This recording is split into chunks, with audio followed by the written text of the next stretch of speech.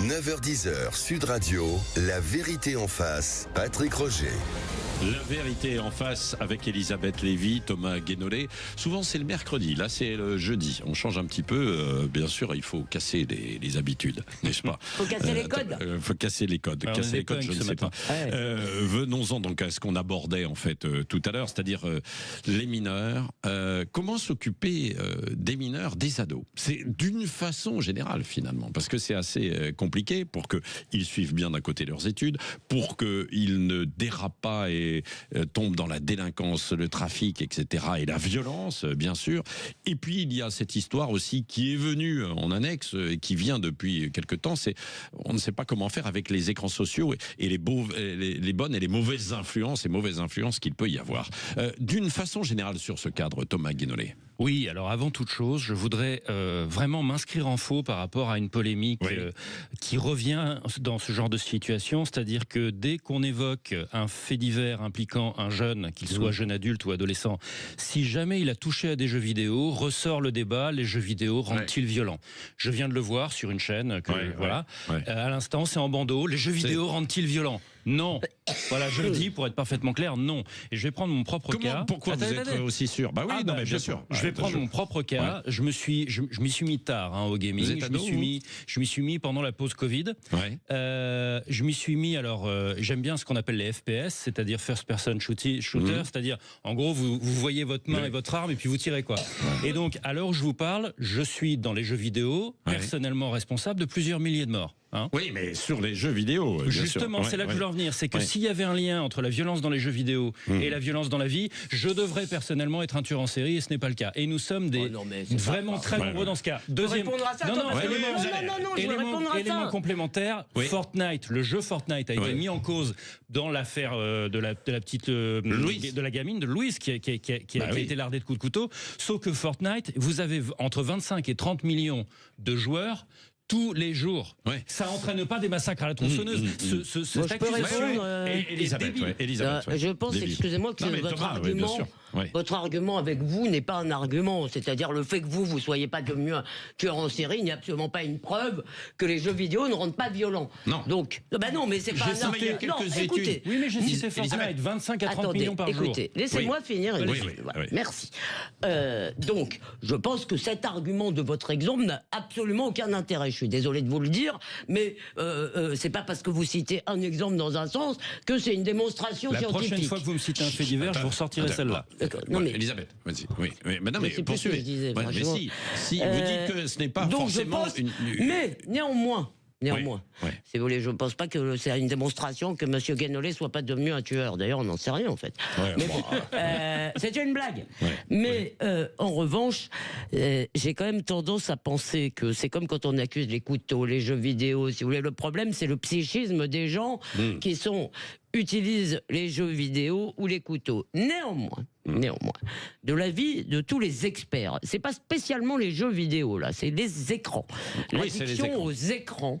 Je ne pense pas que ça rende les mômes psychopathes. Ça leur fait un déficit d'attention terrible. Ça leur donne de grandes difficultés de concentration, etc. Si vous voulez, et il y a de véritables dangers. Mais ça devrait être vraiment une grande affaire de santé publique. Mais je rejoins Thomas, si vous voulez, accuser les jeux vidéo dans un crime. D'autant qu'il y a eu quelques études qui ont été menées qui montrent que ça ne rend pas violent. Mais bon, si on parle des ados en général, ça peut isoler, bien sûr, comme les écrans. Mais si on parle des ados en général, vous disiez comment traiter les ados. Eh bien, en tous les cas, je veux juste dire une chose, c'est que ce qu'on fait depuis à peu près 40 ans, c'est-à-dire de les plaindre, ils ont des cartables trop lourds, ils ont des horaires trop chargés, on va quand même pas leur apprendre Balzac parce que c'est très ennuyeux, Balzac, alors c'est pas du tout ennuyeux, Racine c'est très difficile, non c'est pas du tout difficile Racine. Je vous ferai une émission en alexandrin un jour, mon cher Thomas. Et donc, à force de déconsidérer l'effort, à force de déconsidérer l'exigence, à force de dire aux mômes qu'ils sont des victimes et qu'ils n'ont que c'est à eux de tout décider, on a une génération, si vous voulez, qui est la génération que Barbara Lefebvre avait appelée gel droit. la génération sans surmoi, et ça c'est un peu un problème. Voilà, pardon. Non mais je vous en prie. Je voudrais rassurer par ailleurs sur la question de la délinquance et de la criminalité des mineurs en France. Je voudrais rassurer nos auditeurs, parce que j'ai regardé pour notre débat. En réalité, en France, la délinquance des mineurs, elle s'est effondrée ces dernières années. C'est-à-dire que on avait 200 000 mises en cause autour de l'année 2010, et en 2023, on est à 121 000. Donc c'est vraiment une très très très forte baisse.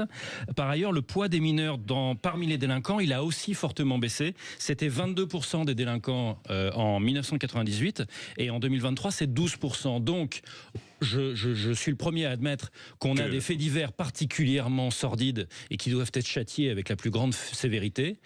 Mais il faut souligner que si on raisonne sur les grandes masses, en fait, non seulement la délinquance des mineurs est rare, mais en plus, elle est quantitativement. Rare, oui. Elle est, rare, mais en plus, elle est quantitativement en train de s'effondrer. J'ajoute que les agressions au couteau, parce qu'on parle beaucoup de ça, ça correspond en nombre par an, ça correspond à 0,06% de la population française. Donc non, vous ne risquez pas dès que vous croisez un jeune de vous faire larder de coups de couteau, ça n'est pas vrai. Voilà, je voudrais juste appeler à ne pas paniquer, c'est ça que je veux dire. Bon, alors d'abord, je ne suis pas sûr que les chiffres disent l'entièreté de la situation. D'abord parce que je crois qu'il y a beaucoup de faits qui ne sont tout simplement, qui passent au travers, qui ne sont pas signalés. Les gens, voilà. Deuxièmement, quand vous dites les délinquants, c'est les délinquants jugés. Donc là, c'est encore pire parce qu'il y en a encore plus qui passent au travers des mailles du filet. Les flics vous le racontent toute la journée, qu'ils ont des gamins, si vous voulez, et toute la journée, demandez à n'importe quel policier. Ça, c'est donc qu'ils ont des gamins, si vous voulez, qui les agressent, etc. À qui il arrive rien. Il n'y a même pas de signalement au procureur. J'ai pas parlé de juger, j'ai parlé de mise en cause par la police. Non, mais tout ça passe en dehors des statistiques. Je vous ai parlé du deuxième. Et quand vous parlez, votre deuxième chiffre, c'est celui des délinquants. Les délinquants, c'est jugé. C'est des gens qui ont. Alors, pardon. Non, le premier, c'était les mis en cause. Je vous ai bien écouté. Oui, et le deuxième, c'est les mises en cause aussi. 100 000. Voilà. Oui, pardon, excusez-moi. Donc, oui, d'accord. la troisième chose, il faut quand même faire attention, mon cher Thomas. Quand vous assonnez aux gens vos chiffres, et que ces chiffres sont totalement contradictoires avec leur expérience sensible. Parce que s'est-il passé? Non, écoutez-moi juste 2 secondes. C'est que d'abord, ça s'est répandu. Si vous voulez, de la délinquance qui était avant réservée à des grandes villes ou aux banlieues des grandes villes, s'est répandue absolument sur tout le territoire. Ce qui veut dire qu'il y en a peut-être moins en tout, mais il y a des villes où ça n'existait pas. Vous voyez, à Châteauroux, Blois, Orléans, vous n'aviez pas des bandes comme ça qui vous ont kikiné dans la rue, qui peuvent vous raqueter avec un couteau, etc. Maintenant, ça existe partout. Je suis d'accord. Ça se diffuse et c'est moins nombreux. Jeunesse. Si vous voulez, parfois, alors ça, on le sait dans les grands faits divers, mais des fois, vous avez des gamins de 12 ans quand même qui s'attaquent à une vieille dame aujourd'hui, ou qui s'attaquent entre eux, qui se plantent entre eux. Donc, deuxièmement, jeunesse. Troisièmement, dans certains cas, ultra-violence désinhibée, souvent liée au trafic de drogue. On en a parlé tout le temps dans le trafic de drogue, les choufs, etc. Ils ont quel âge, Thomas?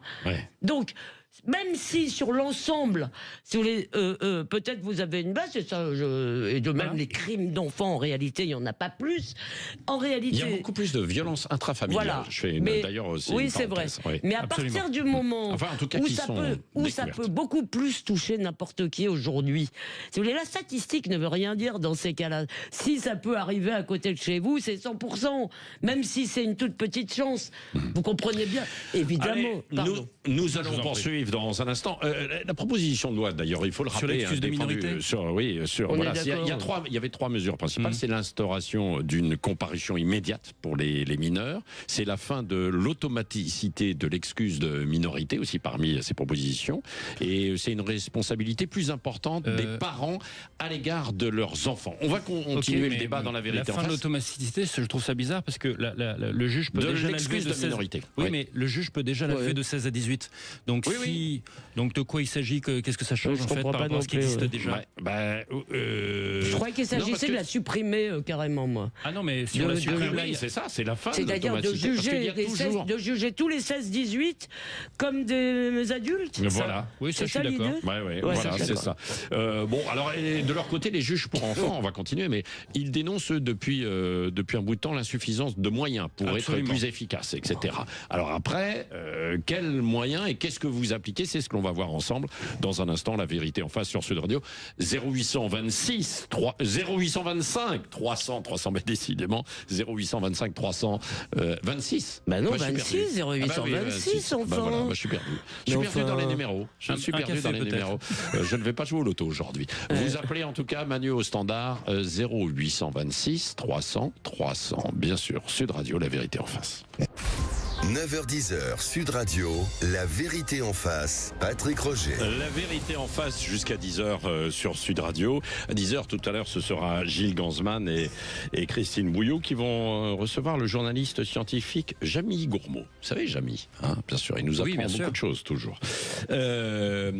Alors, nous poursuivons ensemble autour, évidemment, des mineurs. La justice, la violence. Alors, Thomas Guénolé, pour résumer, disait qu'il y a moins de suivi, moins de condamnation de la violence, en fait. Il disait qu'il y a moins de violence. Non, j'ai dit qu'il y a une baisse de la délinquance des mineurs. Elle s'est effondrée en France entre 2010 et 2023. Alors voilà, ça c'est. Et Elisabeth disait, non, oui, mais attendez, ça, ce sont des condamnations, des suivis. Il y en a beaucoup qui passent à travers les mailles du filet. Ce que je disais aussi, surtout, c'est que ça s'est répandu. Ce que je disais surtout, c'est que même que des chiffres globaux donnent pas. Comment dire, une idée de la situation que vivent les gens, parce qu'à partir du moment où ça s'est répandu, y compris dans des petites villes, avec le narcotrafic, comme on le sait très bien, dans des petites villes qui étaient autrefois synonymes de la douceur française, de la douceur de vivre, à partir de là, pour tout le monde, c'est une source d'inquiétude. Vous voyez bien que, même si c'est pas rationnel, quand on dit aux gens qu'une petite fille se fait assassiner à la sortie de l'école, ou à la sortie, qu'un garçon est assassiné à la sortie d'un stade de foot, d'un entraînement de foot, tous les parents de France, évidemment, ont peur de laisser leur môme aller au foot tout seul, ont peur de laisser leur môme aller au collège tout seul. Même, c'est peut-être pas rationnel, parce que statistiquement, ils ne courent pas un risque. Évidemment, mais la statistique, ça veut rien dire quand vous êtes parent. Pour vous, c'est 100%. Donc, Thomas voilà. Guénolé, Oui, sur la question de l'excuse de minorité que vous évoquiez avant la coupure. Tout à l'heure. À l'heure actuelle, parce qu'il y a beaucoup de gens qui ne sont pas au courant en fait de comment ça marche, je voulais juste rappeler brièvement que en dessous de 13 ans, l'excuse de minorité est totale, c'est-à-dire que vous ne pouvez pas être poursuivi pour vos crimes et vos délits. Entre 13 et 16 ans, vous avez des peines divisées par 2 par rapport à ce que prendrait un adulte.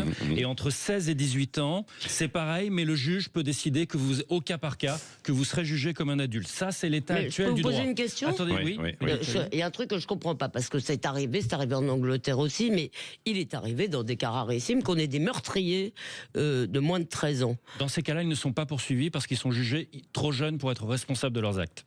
Et la pédopsychiatrie, ce que nous dit la pédopsychiatrie, c'est là que je voulais en venir, c'est que en termes de discernement, pour comprendre les conséquences de vos actes, ce que nous dit la pédopsychiatrie, c'est qu'avant 14 ans, les ados ne comprennent pas bien les conséquences de leurs actes, qu'entre 14 et 16, ils comprennent à peu près, avec plus ou moins de maturité selon les ados, et que en règle générale, à partir de 16 ans, ça va, ils comprennent les conséquences de leurs actes.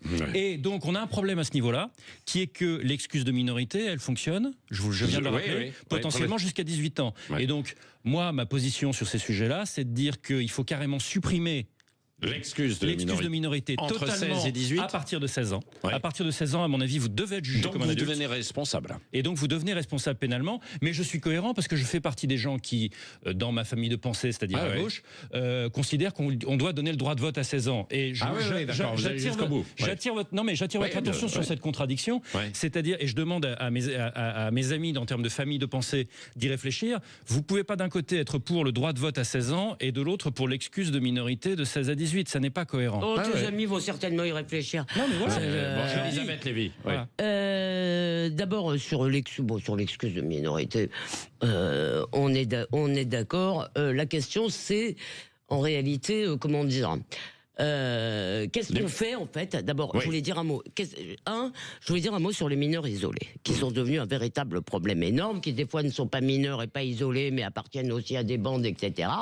Et vous savez que quand vous êtes mineur, c'est un droit d'être sur le territoire français. Vous n'avez pas besoin de titre de séjour ni rien. Donc, si vous voulez, des familles qui ne sont pas plus idiotes que nous et qui envoient évidemment les jeunes ou font partir les jeunes en avant-poste et tout ça est à la charge des départements français. Vous avez là-dedans un paquet de délinquants, vous avez un paquet. Enfin, donc c'est quand même un véritable problème parce que, si vous voulez, et en plus très souvent, très souvent, vous êtes d'accord, ils ne sont pas mineurs. La deuxième chose, ça, Boris Berger, on l'a beaucoup entendu ces derniers jours, on a un véritable problème avec des mômes. Alors là, je ne pourrais pas le quantifier, je ne crois pas effectivement que ce soit massif, mais on a des mômes qui, en fait, à 12, 13, 14 ans, n'ont absolument pas le sens du bien et du mal, qui sont capables, je vous repense à cet exemple de Cannes, c'était des mômes de 13, 14 ans qui avaient frappé une vieille dame dans le dos. Rappelez Quand tu David fais ça Lisnard. à 13 ou 14 ans,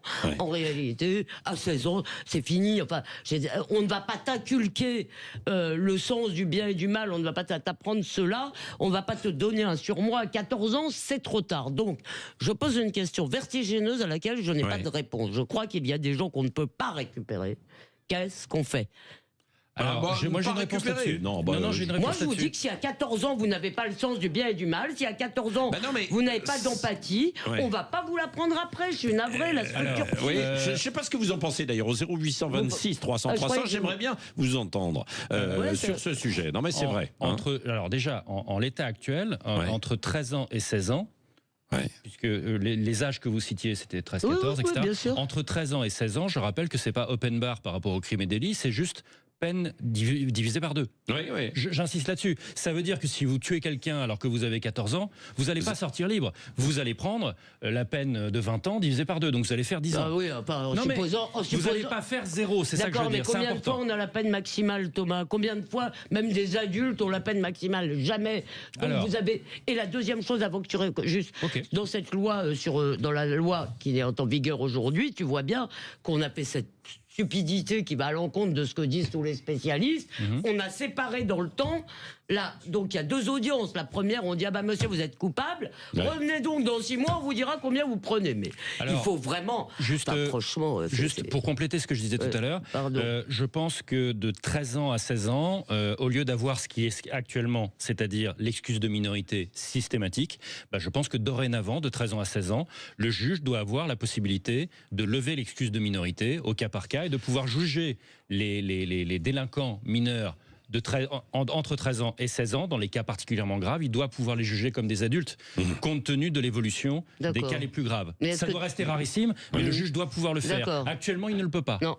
Est-ce que tu es d'accord avec l'idée qu'il faut abroger cette loi, la loi Belloubet, je crois, ou c'est Belloubet, qui a instauré, on ne sait pas pourquoi, parce que tous les spécialistes, tout le temps, tout le monde, les flics, les psys, tout le monde te dit, il y a une chose qui est importante, c'est qu'il y a une sanction, même pas forcément hyper dure, mais une sanction au premier coup, et une sanction qui soit très rapprochée de l'acte, parce que l'ado, je veux dire, 6 mois après, il a complètement oublié le truc. Donc, on a fait exactement l'inverse de ce qu'il fallait faire. Et tout le monde, je crois, est d'accord pour l'abroger aujourd'hui, non ? Alors, sur ce point précis, je parle des 2 audiences. J'ai compris. Sur ce point précis, je ne me suis pas documenté là-dessus, donc je préfère ne pas répondre parce que je vais probablement dire une connerie.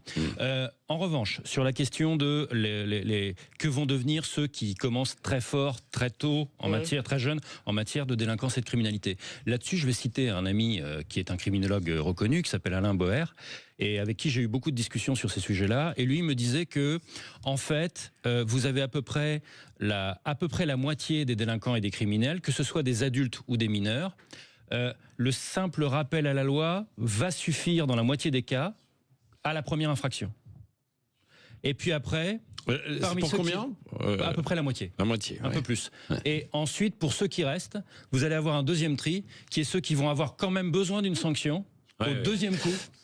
Et là, pour le coup, ils vont avoir besoin d'une sanction et ils vont s'arrêter. Mais il va y avoir approximativement entre 15 et 25% qui, eux, par contre, vont devenir des criminels de carrière, soit parce qu'ils vont faire une carrière au sens professionnel du terme, soit parce qu'on a affaire à des gens qui prennent plaisir à commettre des actes de vice. Voilà, parce que moi, je parlais pas. Ceux-là, ils vont faire le circuit, ils vont finir par vieillir en tôle. Je parlais pas du type qui devient voleur, qui devient un honnête voleur. Je dis ça en blaguant. C'est une blague. Je parlais de ces jeunes dont on nous parle de temps en temps, si vous voulez, qui n'ont absolument pas d'empathie d'empathie pour autrui, c'est-à-dire qu'ils sont ce qu'on appelle en termes techniques des psychopathes, qui n'ont pas appris. Pardon, il y avait un sociologue qui avait très bien raconté ça. S'il est diagnostiqué, il ira dans un centre psychiatrique fermé. Oui, sauf qu'aujourd'hui, vous avez vu, c'est compliqué. Enfin, il y a plus qui de est place. diagnostiqué, vous voyez bien. Regardez le type. Regardez le type qui, il y a 15 jours, a lardé d'une vingtaine de coups de couteau quelqu'un dans la rue. Oui. Il avait été interpellé 10 ans plus tôt du côté de Nation. Il avait tué quelqu'un, etc. Tout à fait, donc il a été reconnu et il était dehors. Ça, c'est complètement dingue. Et vous avez visiblement des gamins. Là, je parle de jeunes. C'est ce que nous dit, par exemple, Maurice Berger. Il nous dit notamment que c'est souvent des gamins issus de l'immigration, notamment africaine. Pourquoi ? Parce qu'ils viennent de cultures en réalité autoritaires.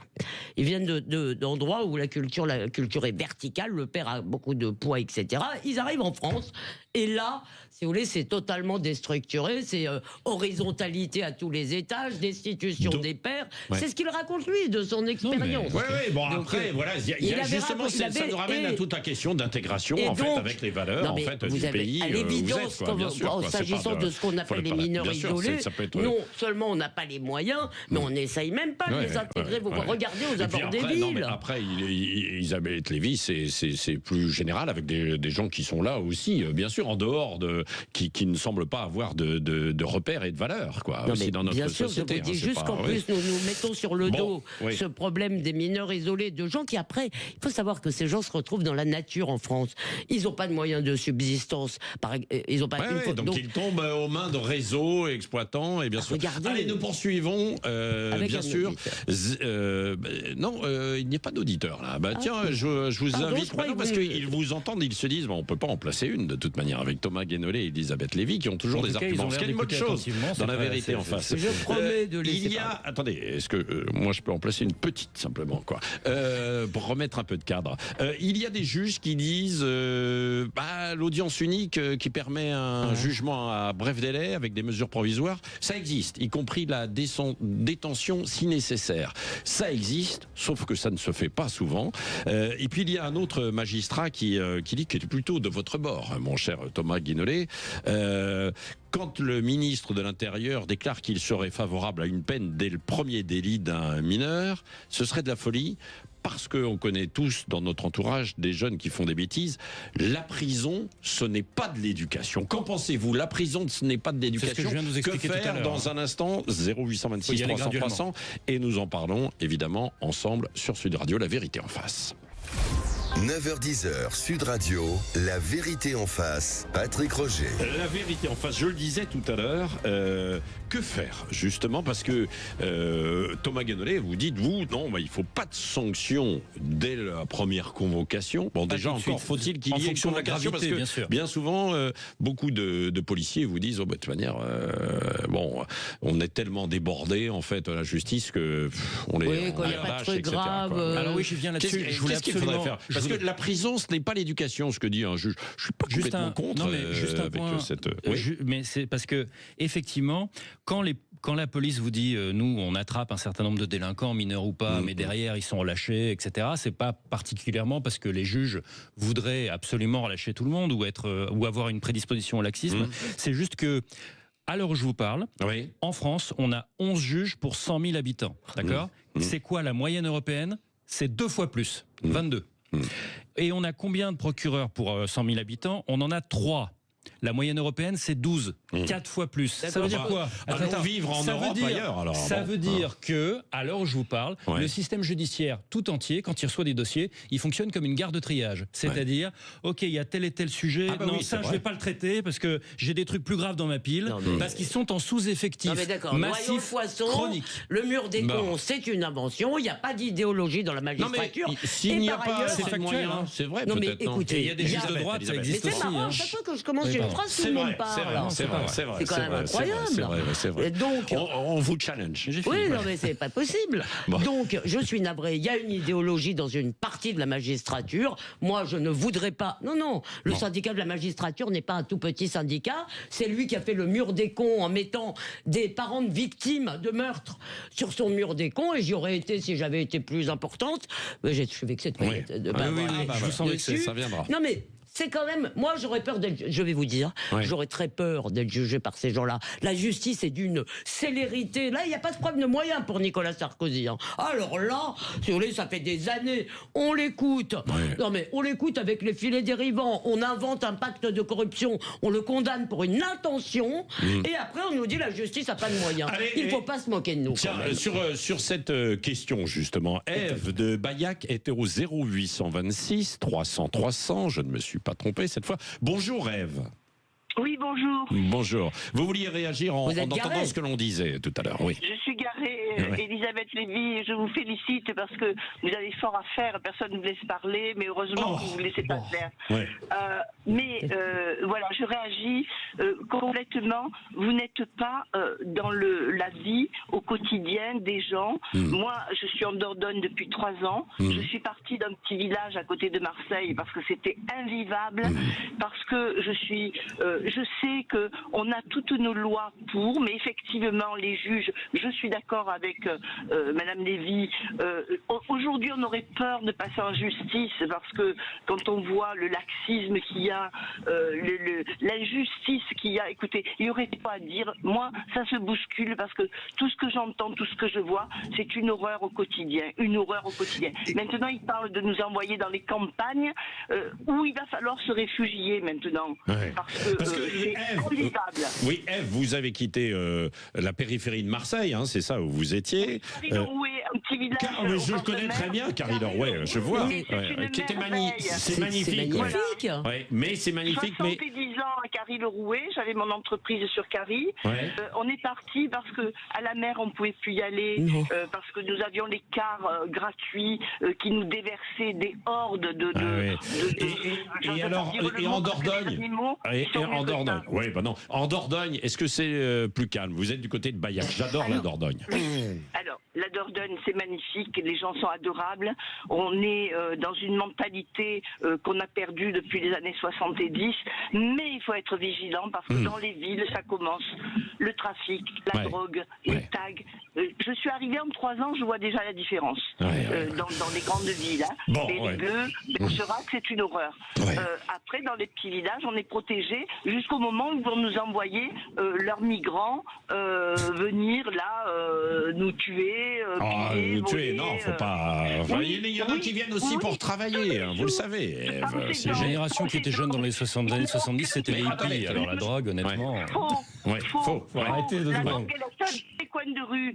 Ceux qui travaillent, il y en a très peu qui travaillent. La majorité ne travaillent pas, ils viennent toucher les allocations, le RSA, tout ce qu'on leur donne. Il y a des gens qui ont travaillé toute leur vie, ou des femmes qui se retrouvent veuves. C'est le cas d'une amie qui se retrouve veuve depuis 8 jours, qui n'a jamais travaillé. Voilà, elle se retrouve sans aucun revenu.